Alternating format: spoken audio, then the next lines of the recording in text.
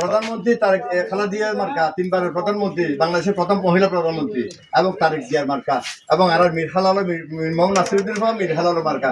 আমরা কি প্রতি মাসে 2,500 কোটি মাসে মহিলা ফ্যামিলি কিলে করবে সরকার জগদীশ কি করব? হ্যাঁ জগদীশ না না জগদীশ আর মালসামার ব্যাগে নাতো কথা হন বুঝা জগন্নাথ পুরন মানুষ এটা যারা আছে তো আছে এটা তোরা বিশ্বনাথ যারা আছে ব্যাকুল লইরে বলি তারা লইরে তোরা যাবে কিন্তু ভোট দিবার লাগে কি ভোট দিবে দানত শীষ কি ভোট দিবে আমার দানত ভোট দিব কিসে?